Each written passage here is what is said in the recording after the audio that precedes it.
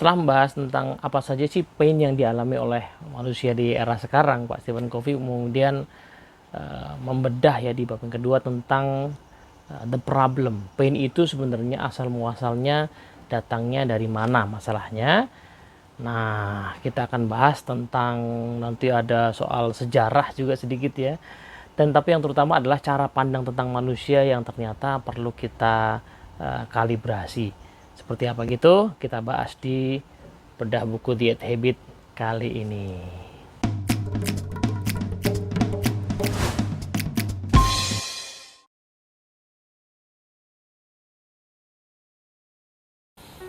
Oke, assalamualaikum warahmatullahi wabarakatuh. Halo teman-teman semua, apa kabar? Sudah nonton video yang pertama ya? Kita akan masuk ke bahasan yang kedua, yaitu tentang ya masih dibahas buku bedah buku The 8 Habit. Bab kali ini soal the problem di chapter yang kedua. Nah, jadi chapter yang kedua ini membahas sebuah sejarah yang sangat menarik ya. Ada satu pemaparan sejarah ya. Jadi Pak Stephen Covey mengutip tentang 5 Ages of Civilization's Voice. Jadi ada 5 generasi manusia bekerja. Jadi bab ini dibuka dengan sebuah kutipan ya dari Pak Peter Drucker ya. Nah, jadi Pak Peter Drucker tuh bilang begini ya, in the few hundred years when the history of our time is written from a long-term perspective, it is likely that the most important event those historians will see is not technology, not the internet, not e-commerce. It is an unprecedented change in the human condition. For the first time, literally, substantial and rapidly growing numbers of people have choices. For the first time, they will have to manage themselves. And society is totally unprepared for it. Jadi, bagian depan ini, Pak Covey mengutip ya, ungkapan dari Peter Drucker, salah satu begawan manajemen yang mengatakan bahwa nanti kalau disorot ya dari jarak jauh gitu ya, sejarah era kita ini bukan sejarah tentang teknologi sebenarnya, tapi sejarah tentang manusia, kondisi manusia, bahwa manusia itu akan punya pilihan ya. Jadi makin banyak manusia yang punya pilihan sehingga dia bisa memanage dirinya sendiri. Nah, apa impactnya dari kemampuan manusia manage diri sendiri? Itu dunia kerja akan jauh berubah. Jadi ada banyak kajian-kajian, kalau saya ingat-ingat, tentang the future of work misalnya. Ada satu buku bagus judulnya Gig. Jadi Gig itu kisah tentang ternyata di Amerika itu misalnya, di sini juga sudah mulai bertambah ya, jumlah orang yang kerjanya memilih untuk freelance itu bertambah. Ya, terutama dengan adanya Uber misalnya begitu. Di Indonesia juga seperti itu ya.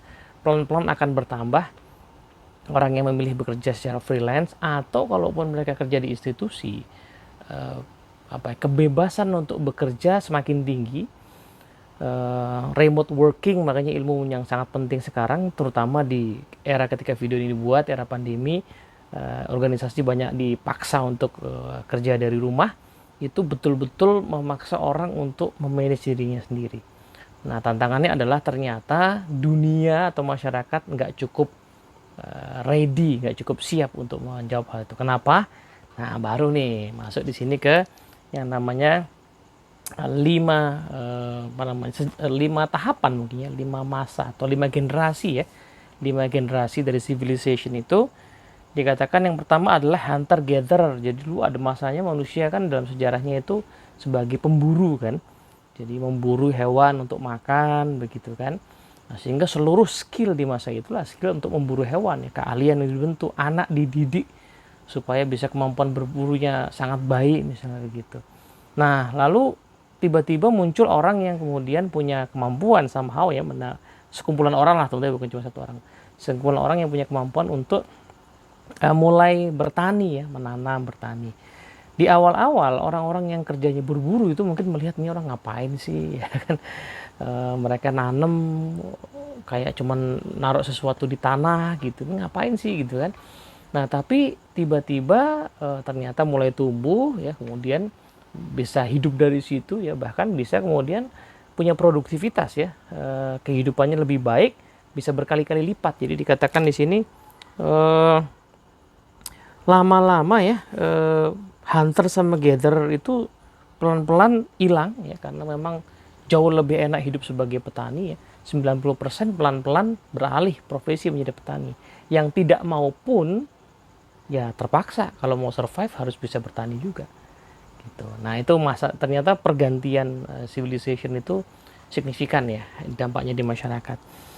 Nah tapi kemudian era juga berganti ya, ketika mulai ada teknologi ya, era industri. Jadi fase yang ketiga ya, tadi kan pertama hunter gatherer, kemudian agriculture, kemudian industri. Nah era industri juga sama ya, orang mungkin awal-awal tidak percaya lah bahwa mesin itu bisa lebih produktif dari manusia. Kenyataannya banyak yang bisa dibuat demikian, dan pelan-pelan orang-orang yang hanya bertani itu kalah jauh secara produktivitas, kalah secara kemakmuran, dan mereka tanda kutip ya terpaksa untuk mendidik anaknya kalau mau survive ya bukan menjadi petani tetapi menjadi orang-orang yang bisa bekerja di industri. Nah era industri itu era yang mencetak manusia supaya punya kemampuan yang standar, ya, bisa bekerja di pabrik-pabrik gitu ya, jadi kemampuannya dibuat supaya standar. Sedikit sekali orang-orang yang punya kemampuan untuk merancang, mendesain, berpikir. Apalagi ya di era industri itu pola pikir efisien tuh kayak semacam pola pikir dasar gitu ya. Gimana caranya menggunakan modal sekecil-kecilnya untung sebesar-besarnya, itulah esensi dari era industri gitu. Nah ini membuat manusia kemudian dipandang sebagai mesin juga, karena sebenarnya yang disebut aset utama tuh mesinnya itu, manusia adalah operator untuk menjalankan mesin itu gitu. Tapi manusia bukan yang menghasilkan mesin itu. Nah kalau mau bertahan maka manusia harus ya bisa berfungsi layaknya mesin itu gitu ya. Manusia dipandang sebagai orang yang memang kemampuannya adalah menjalankan mesin saja gitu. Nah era industri itu suka nggak suka sekarang sudah bergeser ya ke era yang namanya sebagai era information atau era knowledge. Ketika kita lihat seorang programmer kerjanya di ruangan bahkan di dalam rumah gitu ya, itu ternyata bisa punya produktivitas yang jauh lebih tinggi daripada seorang operator di pabrik misalnya gitu. Sama-sama engineer ya, sama-sama engineer ya, kerjanya di startup sama kerjanya di pabrik itu sekarang produktivitasnya bisa jauh lebih tinggi, penghasilannya juga begitu. Nah bahkan kali-kali lipatnya itu lebih banyak. Jadi sini dikatakan Pak Kofi mengutip namanya Pak Nathan Mirfold ya. Dikatakan bahwa the top software developers are more productive than average software developers, not by a factor of 10, 100 or even 1,000, but 10,000. Jadi bahkan sesama software developer itu yang jago banget, itu produktivitasnya bisa jauh lebih tinggi dibandingkan yang average, bukan cuma 10-100 ribu kali lipat, tetapi 10 ribu kali lipat. Jadi orang-orang yang pengen survive, pengen makmur, pengen bagus hidupnya, suka nggak suka harus mengikuti tren itu. Ya. Orang tua yang pengen anaknya bertahan ya di era digital ya maka harus ya mengarahkan anaknya ke sana gitu. Nah, menariknya adalah tiap era itu membutuhkan pola pikir yang berbeda sehingga bisa memanage dengan cara yang sesuai dengan era tersebut. Cara manage para pemburu tentu beda dengan cara manage para petani, ya kan? Cara manage para petani beda dengan cara manage para pekerja pabrik. Nah, cara manage pekerja pabrik tentu berbeda dengan cara manage knowledge worker. Masalahnya adalah cara memanage itu berasal dari sebuah pola pikir, sebuah kebiasaan yang sangat mengakar.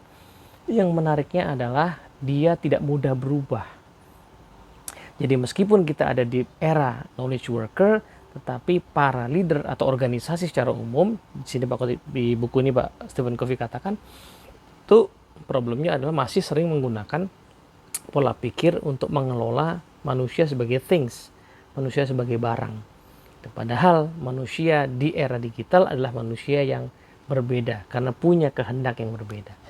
Nah, gitu. Jadi di sini Pak Covey mengutip lagi nih ya, Pak Peter Drucker yang membandingkan antara industrial manual worker age with today's knowledge worker age. Jadi dibandingin gini. The most important and indeed truly unique contribution of management in the 20th century was the 50-fold increase in the productivity of the manual worker in manufacturing.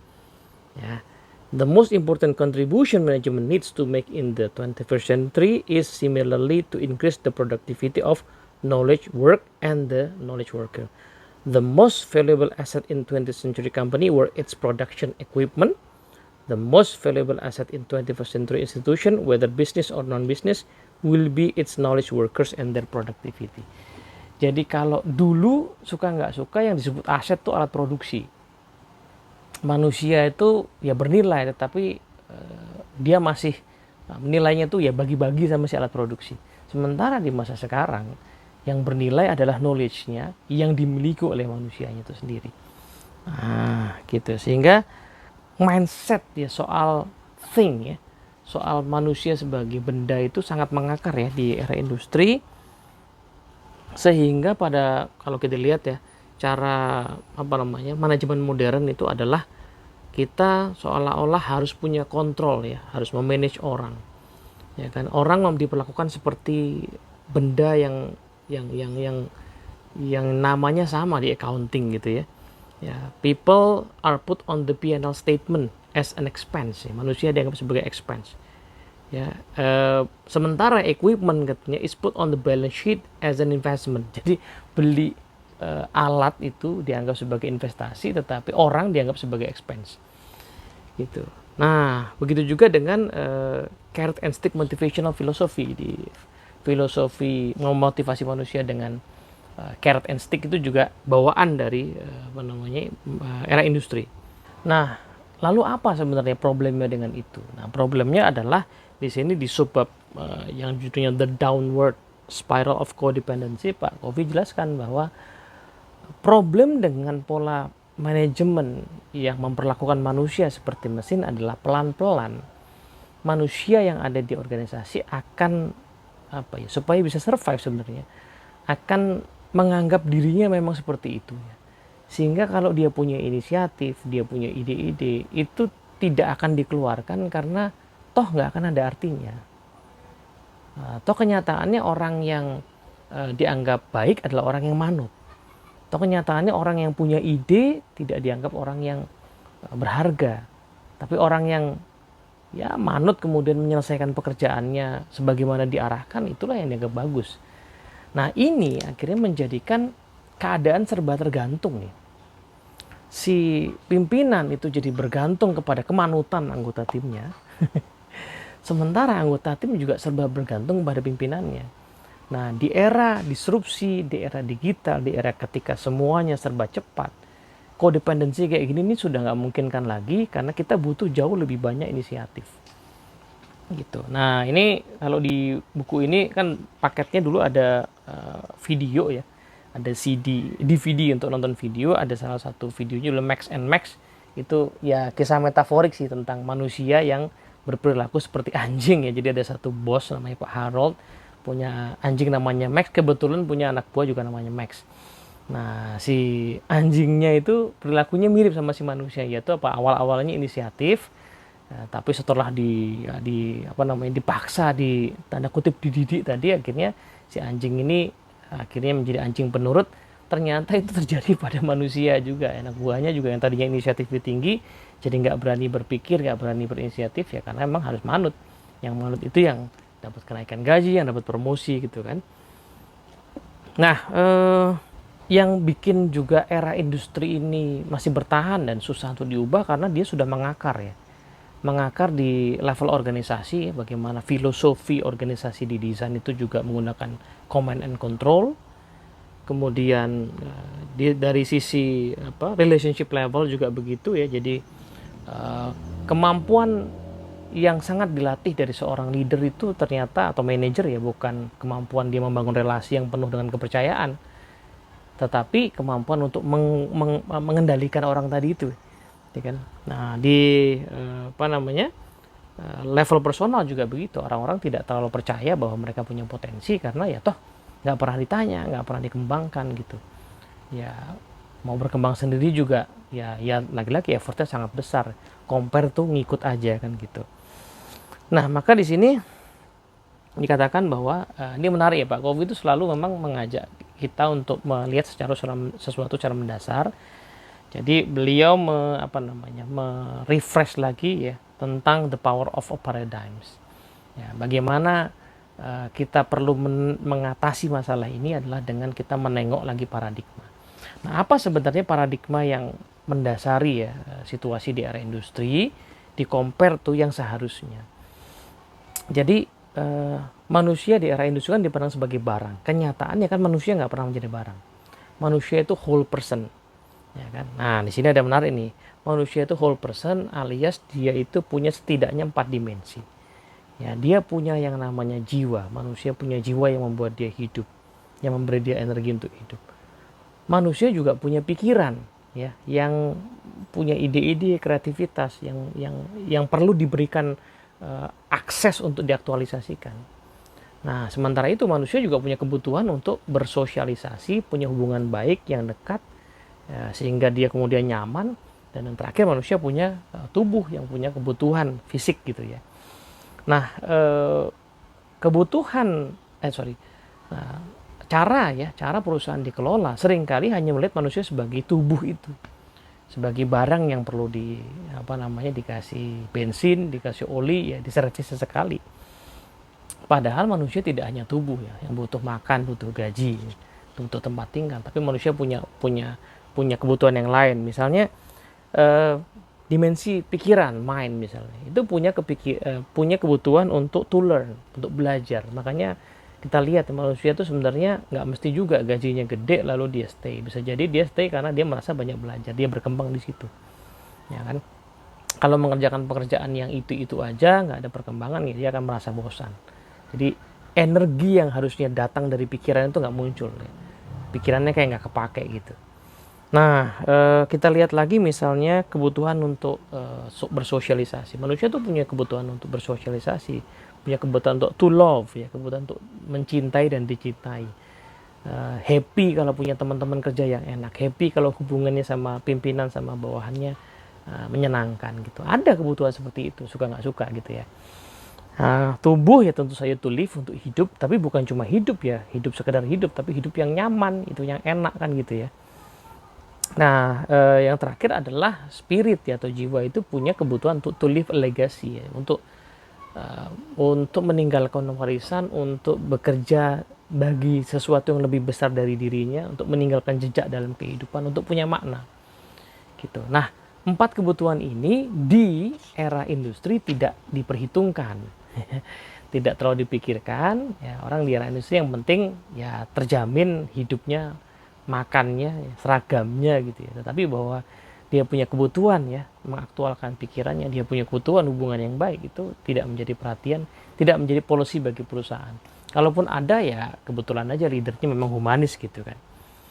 Nah, menariknya adalah apa impact-nya dari sini. Impact-nya nanti yang Pak Stephen Covey jelaskan sebagai, di sini disebut sebagai dia nggak disebut sih, tapi kami di Dunamis biasanya menyebut sebagai 6 level of engagement ya. Menariknya adalah manusia itu sebenarnya punya pilihan ya, punya pilihan untuk engage. Nah, tidak terpenuhi atau tidak terpenuhinya 4 dimensi tadi itu akan menentukan level of engagement-nya. Nah, misalnya nih ya, level engagement yang paling bawah adalah rebel or quit ya. Jadi orang itu memberontak atau berhenti. Ya, ini misalnya ketika kita nggak diperlakukan dengan adil gitu ya, banyak politik ya, kita kemudian nggak di appraised, nggak dibayar dengan adil misalnya, tentu saja kita rebel atau quit. Nah, tapi hanya karena kita diperlakukan dengan adil dalam hal bayaran ya, belum tentu kita langsung happy banget ya kan. Bisa jadi misalnya kita nggak diperlakukan dengan baik, nggak diperlakukan dengan kind gitu ya. Ya mungkin kita masih bertahan, tetapi kita mengambil pilihan yang namanya malicious obedience gitu ya.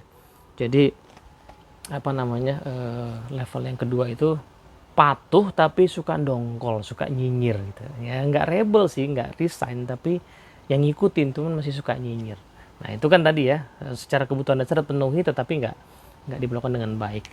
Nah tapi anggaplah kita dibayar dengan adil ya, diperlakukan dengan baik, tapi ketika kerja itu kita nggak dikasih kesempatan untuk berpendapat misalnya, kita nggak dikasih kesempatan untuk mengeluarkan ide-ide misalnya. Nah ini maka mungkin saja kita mungkin nggak rebel atau quit, nggak patut tapi mendongkol, cuman mungkin paling banter kita willing compliance, ya ya comply sih, dikerjain aja, tapi hitung-hitungan lah gitu ya.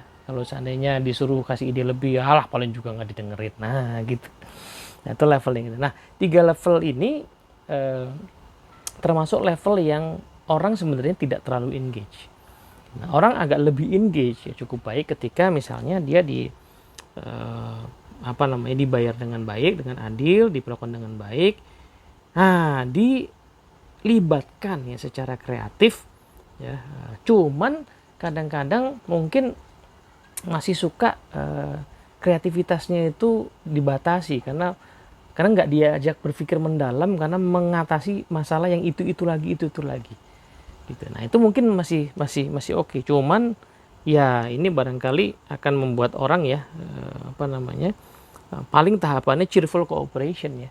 Jadi kerjasama sukarela sih ya karena ada kreativitas yang dipakai, tapi ya happy happy aja lah ya gitu ya. Belum akan mengeluarkan seluruh hatinya, sepenuh hatinya. Nah orang baru akan sepenuh hati ya, ketika misalnya ya tadi dibayar dengan adil, diperlakukan dengan baik, kemudian diajak untuk mengerjakan pekerjaan yang bermakna gitu ya, dan juga diajak untuk mengerjakan hal-hal yang bermanfaat buat banyak orang yang ada misinya. Nah itu akan membuat orang kemudian bisa naik level menjadi heartfelt commitment dan bahkan creative excitement gitu. Jadi manusia tuh melakukan pilihan-pilihan ini gitu ya, pilihan-pilihan yang sadar nggak sadar diambil sebagai dampak dari terpenuhi atau tidak terpenuhinya 4 dimensi tadi. Nah, kalau dalam bahasa lain di sini Pak Kofi jelaskan, jadi kalau untuk kebutuhan mind itu use me creatively. Jadi tolong gunakan kreativitas saya, gunakan ide-ide saya. Kalau tubuh ya pay me fairly ya, bayar saya secara adil ya, gaji saya dengan adil, kasih kompensasi yang adil. Yang kebutuhan hard ya atau sosial, treat me kind, perlakuan saya dengan baik sebagai manusia, komunikasi yang enak. Nah yang terakhir yang spirit ya, in serving human needs in principled way ya, ajak saya untuk berada atau mengerjakan pekerjaan-pekerjaan yang sesuai dengan prinsip, yang bermakna, yang baik, yang tidak melanggar aturan, yang tidak korup misalnya gitu ya, tidak melanggar mungkin etika ya, norma-norma hukum dan sebagainya. Ajak saya mengerjakan hal-hal yang baik, ajak saya berbisnis dengan hal yang baik. Itu akan membuat motivasi saya kemudian menjadi sangat tinggi gitu ya. Nah inilah yang sebenarnya Pak Kofi bilang sebagai the root of the problem gitu. Jadi painnya kan dibahas di bab yang sebelumnya ya, bahwa orang di zaman sekarang tuh kayak cukup banyak yang tidak merasa fulfill, dia nggak merasa puas dengan pekerjaannya, dengan hidupnya, kebawa ke rumah gitu ya, lalu berdampak ke masyarakat. Dia jadi tidak mau mengabdi di masyarakat karena toh di dalam pekerjaan juga sudah lelah ya, kena lagi ke keluarga, jadi muncul masalah lagi begitu. Nah tapi pain itu hanyalah gejala dari problem utamanya. Apa itu problem utamanya? Adalah pola pikir ya, manajemen di era industri yang masih kebawa di era digital. Padahal ya di era digital kita butuh manusia yang lebih aktif, lebih inisiatif, lebih kreatif. Nah, cuman manusia yang lebih kreatif itu tadi di level of engagement kan ada di level yang cukup tinggi ya. Nah, itu hanya terjadi ketika 4 ya, dimensi dirinya itu memang bisa diaktualkan di pekerjaan. Nah, kalau organisasi masih pakai pola pikir era industri, maka paling banter hanya kebutuhan tubuh ya. Ya yang penting gaji adil ya, kita pakai salary survey kok ya kan, appraisal juga kita pakai sistem. Nah, cuman kebutuhan yang lain gimana ya kan. Nah kalau hanya dibayar dengan adil ya paling banter orang tadi ya paling mau kerja oke, cuman hitung-hitungan ya, suka nyinyir ya kan. Orang hanya heartfelt commitment ya, creative excitement itu hanya terjadi ketika dia betul-betul merasakan bahwa pekerjaan yang bermakna, kreativitasnya yang digunakan, rekan kerja juga enak banget ya, dengan tim lain juga oke gitu ya, selain tentunya basic needs-nya terpenuhi. Nah nanti saya kasih spoiler ya, nanti si 4 dimensi inilah yang nanti harus dioptimalkan oleh para pemimpin. Nah melahirkan nanti solusi bagaimana pemimpin ya perlu menjalankan peran-perannya supaya 4 hal yang dibutuhkan oleh manusia, oleh timnya, itu bisa terpenuhi dan dia bisa optimal, lalu engagement levelnya pelan-pelan naik. Dan ingat, Pak Stephen Covey membahas leadership itu bukan hanya bicara organisasi bisnis. Dia organisasi sosial, komunitas, keluarga, sama. Tempat manusia berkumpul, kalau kita bisa menghadirkan empat-empatnya, maka akan membuat orang engage. Tapi kalau ada yang tidak ada, maka engagementnya akan turun. Gitu. Moga-moga manfaat. Assalamualaikum warahmatullahi wabarakatuh.